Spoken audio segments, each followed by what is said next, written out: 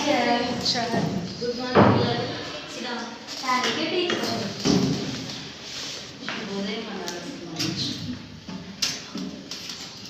అందరూ టిఫిన్ చేశారా? చేశారు. మీరు చిన్న ఉన్నప్పుడు ఏదైనా కథలు విన్నారా? మీ తాత నాన్నమ్మ పురాణ ఇతిహాసాలకు సంబంధించి ఏమైనా కథలు చెప్పారా? పులిమేక కథ చెప్పారు.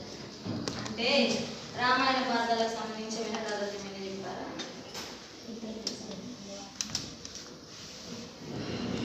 అంటే మీకు ఇతిహాసం అంటే ఏమైనా తెలుసా? ఈ విధంగా అంటే పూర్వకాలంలో జరిగిన చారిత్రక కాలంలో జరిగిన వాటి గురించి ఈ విధంగా జరిగిపోయిన దానిని ఈ విధంగా జరిగిందని చెప్పేదాన్ని ఇతిహాసం అంటారు. ఈ ఇతిహాసంలో ఉదాహరణకు ఇప్పుడు రామాయణ మహాభారతం తీసుకుంటాం. రామాయణ మహాభారతాల గురించి మీకు ఎలాగో తెలుసు కదా. మరి మహాభారతాన్ని ఎవరు రాశారు? వ్యాసుడు రాశారు. మహాభారతంలో ఎవరి గురించి ప్రస్తావించబడింది? పాండవులు, కౌరవులు. కౌరవులు ఎంతమంది? 5. కౌరవులు 100 మంది. కౌరవుల తండ్రి ఎవరు? ధృతరాష్ట్రుడు. మరి పాండవులు ఎంతమంది? 5. వీరినే ఇంకేమంటారు? పంచపాండవులు అంటారు. పాండవుల తండ్రి ఎవరు? పాండురాజు. మరి ఈ పాండవులలో ధర్మానికి ప్రతీకగా అని పిలువబడే ప్రసిద్ధిగాంచిన వారు ఎవరు? ధర్మరాజు. అదే విధంగా ఈ లోకంలోనే ధనుర్విద్యలో శ్రేష్టమైన వారు, గొప్పవారు అని ప్రావీణ్యులైన వారు ఎవరు? అర్జునుడు. అంటే మనం చెప్పుకోబోయే పాఠం పేరు ధర్మార్జునుడు.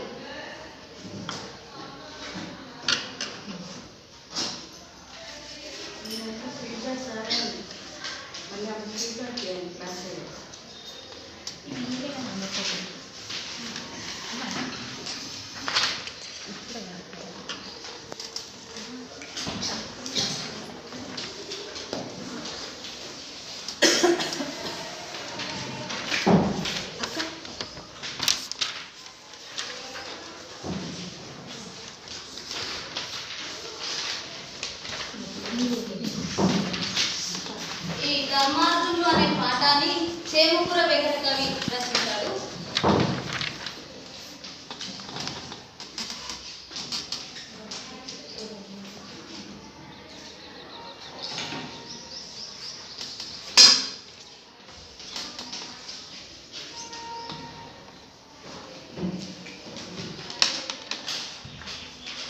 ఇప్పుడు మనం చెప్పుకోబోయేది ధర్మార్జునుడు.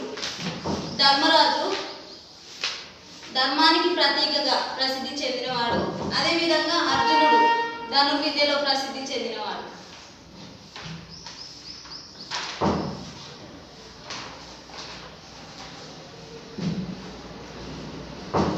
చదవండి, ఆలోచించండి, చెప్పండి. మనం చెప్పుకుంటున్నాం.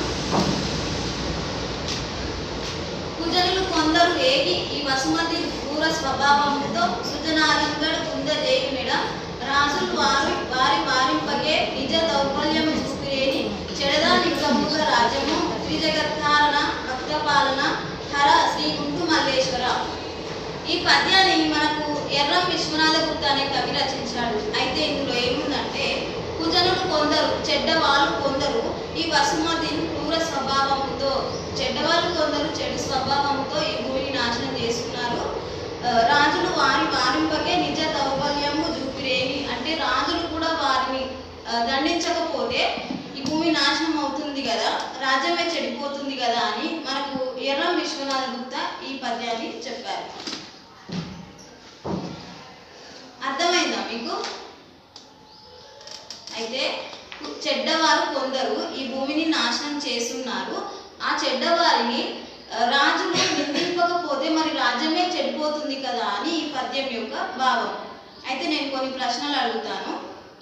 కుజనులు అంటే అర్థం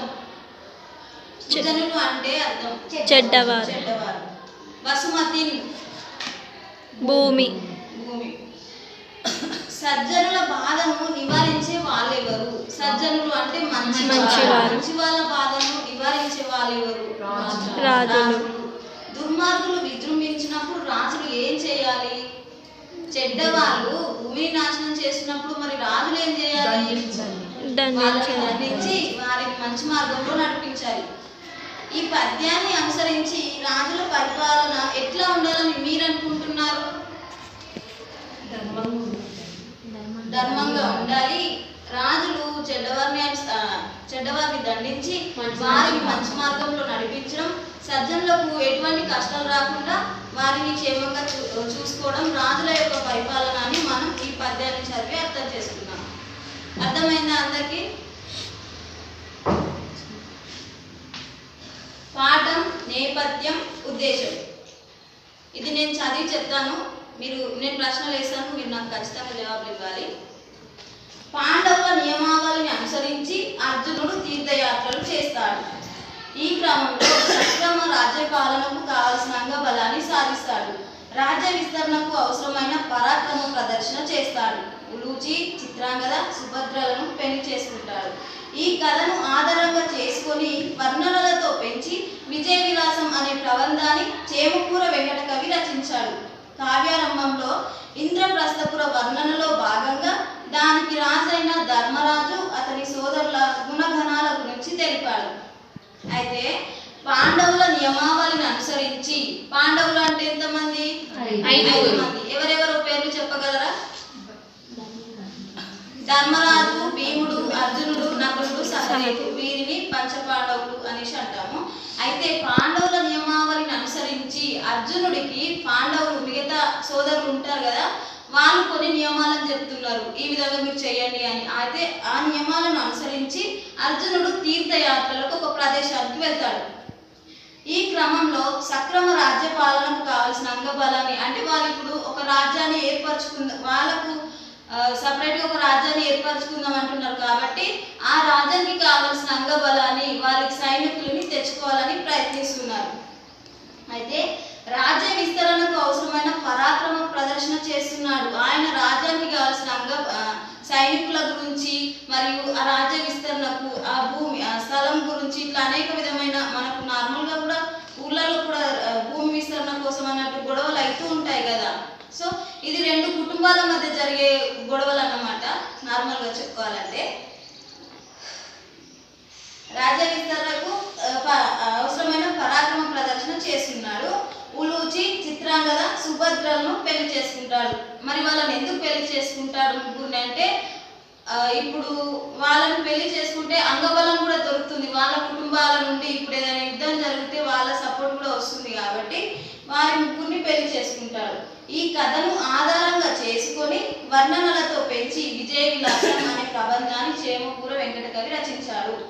ఈ కథను ఆధారంగా చేసుకొని విజయ విలాసం అనే పేరుతోటి వర్ణనలు అంటే ఇందులో అష్టాదశ వర్ణనలు, 18 వర్ణనలు ఉంటాయి. ఎట్లా అంటే సముద్రం, నగరం, సలిల క్రీడ, నీటిలో జలకాలాడడం, ఇట్లాంటి మొదలైన వర్ణనలు ఉంటాయి. అవన్నింటినీ కలుపుకొని మన చేమకూర వెంకట కవి విజయ విలాసం అనే రచించాడు ఈ కావ్యాన్ని. కావ్యారంభంలో ఇంద్రప్రస్థపుర వర్ణనలో భాగంగా దానికి రాజైన ధర్మరాజు అతని సోదరుల గుణగణాల గురించి వివరించి తెలిపాడు. అంటే కావ్యం ప్రారంభించేటప్పుడే ఇంద్రప్రస్థపురానికి రాజు ఎవరంటే ధర్మరాజు. ఓకేనా? ఇంద్రప్రస్థపురానికి రాజు ధర్మరాజు. దానిలో భాగంగా అతని సోదరులు, ఇంకెవరి సోదరులు అంటే ఇంకా 4, భీముడు, అర్జునుడు, నకులుడు, సహదేవుడు. వారి యొక్క గుణగణాల గురించి కూడా ఈ విజయ విలాసంలో వివరించాడు. ఎవరు? చేమకూర వెంకట కవి. కోరిన కోరికలు తీర్చడంలోనూ శత్రువులను జయించడంలోనూ పాండవులు పేరుగాంచారు. ఎదుటివారికి కష్టం వస్తే వారి కోరిన కోరికలు తీర్చడంలో, శత్రువులను జయించడంలో కూడా వీరు పాండవులు పేరుగాంచారు. అన్నదమ్ముల అనుబంధం, ప్రేమ, స్నేహ స్వభావం, సహనశీలత వంటి మంచి లక్షణాలను, ముఖ్యంగా ధర్మరాజు ఆజ్ఞా పరిపాలన వ్రతాన్ని, అర్జునుని పౌరుష సత్వ స్వభావాలను, ప్రతి మానవుడు అలవర్చుకోవాల్సిన మంచి లక్షణాలను ప్రబోధించడం ఈ పాఠం ఉద్దేశం. కోరిన కోరికలు శత్రువులను జయించడమే కాకుండా ధర్మరాజు యొక్క ఆజ్ఞా పరిపాలన, అన్న మాట జవదాటని తమ్ముళ్ళు అంటాం కదా, అన్న మాట జవదాటని తమ్ముళ్ళు వారి యొక్క అనుబంధం, వారిలో ఉండే ప్రేమ, సహనశీలత, స్నేహ స్వభావం, మంచి లక్షణాలు అన్నీ అలవర్చుకోవడం ఈ పాఠం యొక్క ఉద్దేశం. అర్థమైందా? పాండవుల నియమావళిని అనుసరించి అర్జునుడు ఎక్కడికి బయలుదేరాడు? తీర్థయాత్రకు బయలుదేరాడు. అర్జునుడు వివాహమాడిన ముగ్గురి భార్యల పేరు: ఉలూచి, చిత్రాంగద, సుభద్ర.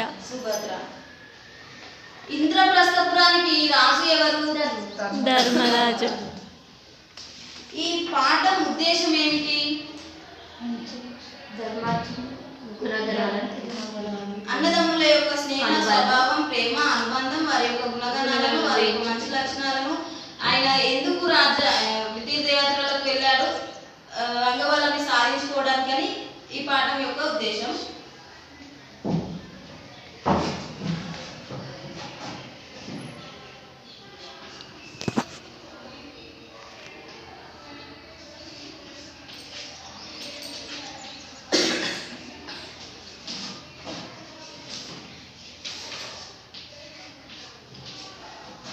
పాఠ్య భాగ వివరాలు.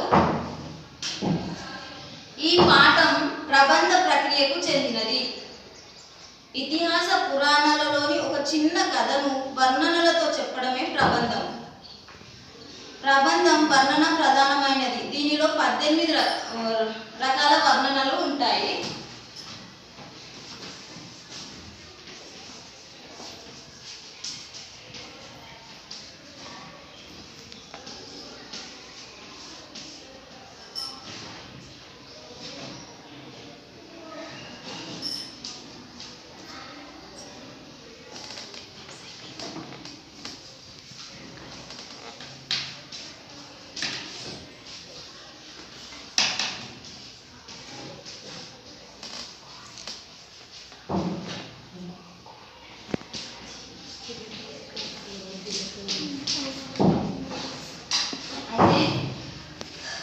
ఈ పాఠం విజయ విలాసం, చేమకూర వెంకటకవి రచించిన విజయ విలాసం అనే పాఠం ప్రబంధ ప్రక్రియకు చెందినది.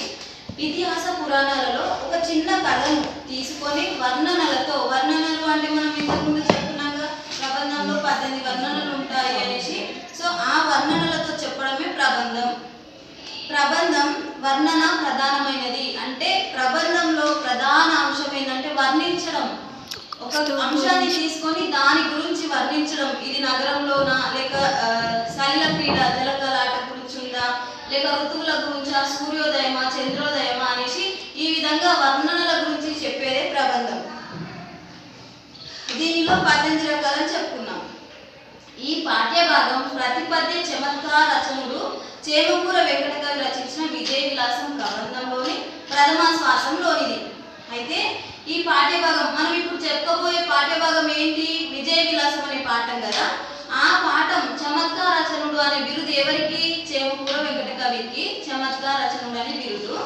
ఆయన రచించిన విజయ విలాసం ఈ పాఠము ప్రబంధంలోని ప్రథమ శ్వాసంలోనిది, మొదటి ఆశ్వాసంలోనిది. ఓకేనా? ఈ పాఠం ఏ ప్రక్రియకు చెందినది? ప్రబంధంలో ఎన్ని రకాల వర్ణనలు ఉంటాయి? 18. ప్రబంధం అంటే ఏంటి? ఒక చిన్న ఇతిహాసం నుంచి ఒక చిన్న కథను తీసుకొని దాని గురించి వర్ణనలతో చెప్పడమే ప్రబంధం. అయితే మరి ప్రతిపద్య చమత్కార రచనుడు అని ఎవరి బిరుదు? చేమకూర వెంకటకవి. ఈయన ఏ పాఠం రచించాడు? మనం చెప్పుకోబోయే అయితే ఈయన రచించిన విజయ విలాసంలోని ఈ ప్రబంధంలోని ప్రథమ శ్వాసంలోనే ఈ ధర్మార్జునుడు అనే పాఠం. అర్థమైందా? కవి పరిచయం. చేమకూర వెంకటకవి 17వ శతాబ్దానికి చెందినవాడు.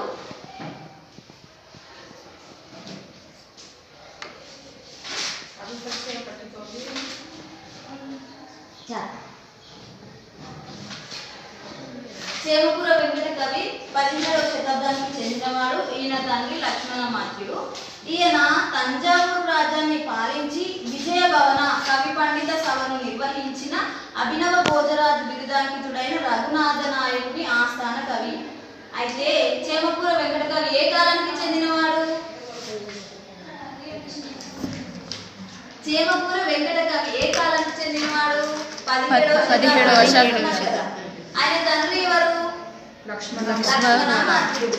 అయితే తంజావూరు రాజ్యాన్ని పరిపాలించి విజయభవన కవి పండిత సభను నిర్వహించిన అభినవ భోజరాజు బిరుదు ఎవరికి ఉందంటే రఘునాథ నాయకుడికి ఉంది. అయితే ఆ రఘునాథ నాయకుని ఆస్థాన కవి మన చేమకూర వెంకట కవి. అయితే ఈయన సారంగధర చరిత్ర కావ్యంలో రాజుకు అంకితం ఇయ్యదగిన గుణ విశేషాలు లేవని తలచి సర్వ కావ్యగుణ సంపన్నంగా విజయ విలాసం కావ్యాన్ని రచించాడు. చేమకూర వెంకట కవి మన విజయ విలాసమే కాకుండా సారంగధర చరిత్ర అనే కావ్యాన్ని కూడా రాశారు. అయితే ఆ సారంగధర చరిత్ర కావ్యంలో రాజుకు అంకితం ఇయ్యదగిన గుణ విశేషాలు ఏమీ లేవని ఆ తర్వాతకి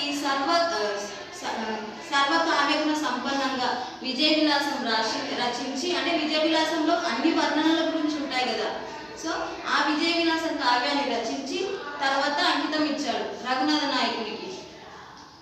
చేమకూర వెంకట కవి భారత కథలో అవసరమైన కొన్ని చక్కని మార్పులు చేశాడు. చేశాడంట చేమకూర వెంకట కవి. ప్రతి పద్య చమత్కారంతో కొన్ని చమత్కారాలు కలిపి, అంటే పద్యం ఈ విధంగానే ఉండడం కాకుండా కొంచెం చమత్కారం జోడించి పద్యాన్ని స్వతంత్రంగా రాశాడంట. విజయ విలాసాన్ని రాసి రాజుకు అంకితం ఇచ్చి తన జన్మ సార్థకమైందని ఆనందించాడు. అర్థమైందా కవి పరిచయం? చేమకూర వెంకట కవి ఏ కాలానికి చెందినవాడు? 17వ శతాబ్దం. ఆయన తండ్రి ఎవరు? లక్ష్మణామాత్యుడు. తంజావూరు రాజ్యాన్ని పరిపాలించింది ఎవరు? రఘునాథ నాయకుడు. మరి రఘునాథ నాయకుడికి బిరుదు ఏమిటి? అభినవ భోజరాజు. తర్వాత సారంగధర చరిత్ర కావ్యాన్ని రచించింది ఎవరు? చేమకూర వెంకట కవి. మరి చేమకూర వెంకట కవి సారంగధర చరిత్ర కావ్యాన్ని కాకుండా మరి ఇంకేం రాశాడు? విజయ విలాసం. మరి విజయ విలాసాన్ని ఎవరికి అంకితం ఇచ్చాడు? రఘునాథ నాయకుడికి. రఘునాథ నాయకుడికి అంకితం ఇచ్చిన తర్వాత తన జన్మ సార్థకమైంది అనుకొని ఆనందించాడు. అర్థమైందని చెప్పిన పాఠం పిల్లలు అందరికీ అర్థమైంది టీచర్.